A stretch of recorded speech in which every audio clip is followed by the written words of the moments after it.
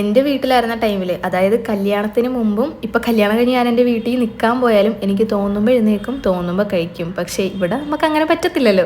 അപ്പോൾ ഇവിടെ കറക്റ്റ് ഒരു 8 മണി 8:30യുടെ ഉള്ളിൽ ഫുഡ് കഴിച്ച് ശീലമായതുകൊണ്ട് ആ ഒരു ടൈം ആകുമ്പോൾ വിശക്കും കേട്ടോ. അപ്പോൾ രാവിലെ ദോശയും ചിക്കൻ കറിയായിരുന്നു, നല്ല അടിപൊളി ചിക്കൻ കറിയായിരുന്നു കേട്ടോ. ഉമ്മ ഉണ്ടാക്കിയതാണ്.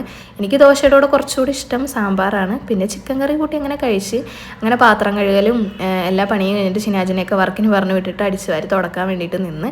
അപ്പോഴത്തേക്കും മേമ വന്നപ്പോൾ മേമയും ഉമ്മയും കൂടെ നല്ല വർത്താനത്തിലാണ്. രാവിലെ കഴിച്ചത് തലേദിവസത്തെ ചിക്കൻ കറിയാണ് കേട്ടോ. അപ്പോൾ ഉച്ചക്കത്തേക്ക് നമുക്ക് കറിയൊന്നും ഇല്ല ചോറിന്. അപ്പോൾ കുറച്ച് ചിക്കൻ ബാലൻസ് ഫ്രിഡ്ജിലുണ്ടായിരുന്നു, അത് കറി വെക്കാമെന്ന് ഓർത്ത്. അപ്പോൾ ഓൾറെഡി അരി അടുപ്പത്തിട്ട്. പിന്നെ എനിക്ക് വേണ്ടിയിട്ട് ഞാൻ മസാലച്ചോറാണ് കേട്ടോ ഉണ്ടാക്കിയത്. ചിക്കൻ കറി ഉണ്ടെങ്കിൽ എനിക്ക് കുറച്ചുകൂടെ കൂടുതൽ ഇഷ്ടം മസാലച്ചോറുമായിട്ട് കഴിക്കാനാണ്.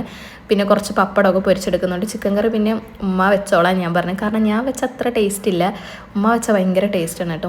ഉമ്മയുടേതായ കൈപ്പൊടികളൊക്കെ ഇട്ടിട്ട് അടുപ്പത്താണ് വെക്കുന്നത്. ഇത് ഞാൻ പറയുമ്പോൾ നിങ്ങൾ റെസിപ്പി ചോദിക്കുമെന്ന് എനിക്ക് ഉറപ്പായിട്ടും അറിയാം, അതുകൊണ്ട് ഞാൻ റെസിപ്പി എടുത്ത് വെച്ചിട്ടുണ്ട്, ഉടനെ തന്നെ ഇടാവേ. പിന്നെ അരി അടുപ്പത്തിട്ടത് ഉമ്മാക്ക് മസാല ചോറിനോടൊന്നും വലിയ താല്പര്യമില്ല കേട്ടോ, വെറും ചോറ് തന്നെയാണ് ഇഷ്ടം. അപ്പോൾ ഉമ്മാക്കാണ് വെറും ചോറ് വെച്ചത്. അങ്ങനെ എൻ്റെ ചോറൊക്കെ സെറ്റായി, നെയ്യൊക്കെ അതിൻ്റെ മുകളിൽ കൂടെ ഒഴിച്ചിട്ട് ഞാൻ നേരെ തുണി കഴുകാൻ വേണ്ടിയിട്ട് പോയി. കുറച്ചധികം തുണികളുണ്ടായിരുന്നു കേട്ടോ. വീട്ടിൽ പോയിട്ട് വന്നതുകൊണ്ട് തന്നെ കുറച്ച് തുണികൾ കൂടുതലായിരുന്നു, അല്ലെങ്കിൽ ഇത്രയൊന്നും കാണത്തില്ല കേട്ടോ. ഞങ്ങൾ 3 പേരല്ലേ ഉള്ളൂ, ഒരു മിനിമം തുണി ഉണ്ടാകത്തുള്ളൂ.